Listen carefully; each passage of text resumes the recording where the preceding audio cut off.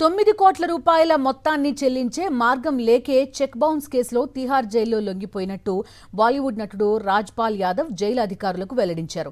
రుణ చెల్లింపుకు గడువు ఇవ్వాలన్న రాజ్పాల్ అభ్యర్థనని ఢిల్లీ హైకోర్టు తిరస్కరించడంతో ఆయన జైల్లో లొంగిపోయారు. అయితే ఈ ఆపద సమయంలో రాజ్పాల్కి సాయం అందించేందుకు పలువురు సెలబ్రిటీలు ముందుకొస్తున్నారు. Gem Tunes music owner Inderjit Singh 1.1 కోట్ల రూపాయలు ఆఫర్ చేయగా, అంతకుముందే Sonu Sood, Gurmeet Choudhary, Janshakti Janata Dal party national president Tej Pratap Yadav అండగా నిలిచారు. కాగా 2010లో రాజ్పాల్ ఓ సంస్థ నుంచి సినిమా నిర్మాణం కోసం 5 కోట్ల రూపాయల రుణం తీసుకున్నారు.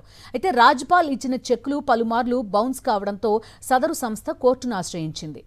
రుణ చెల్లింపుకు గడువు ఇవ్వాలన్న రాజ్పాల్ అభ్యర్థనని ఢిల్లీ హైకోర్టు తిరస్కరించడంతో ఆయన జైల్లో లొంగిపోయారు. అయితే ఈ ఆపద సమయంలో రాజ్పాల్కి సాయం అందించేందుకు పలువురు సెలబ్రిటీలు ముందుకొస్తున్నారు.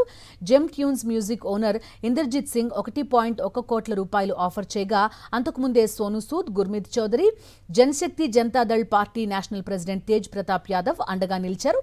కాగా 2010లో రాజ్పాల్ ఓ సంస్థ నుంచి సినిమా నిర్మాణం కోసం 5 కోట్ల రూపాయల రుణం తీసుకున్నారు. అయితే రాజ్పాల్ ఇచ్చిన చెక్కులు పలుమార్లు బౌన్స్ కావడంతో సదరు సంస్థ కోర్టును ఆశ్రయించింది.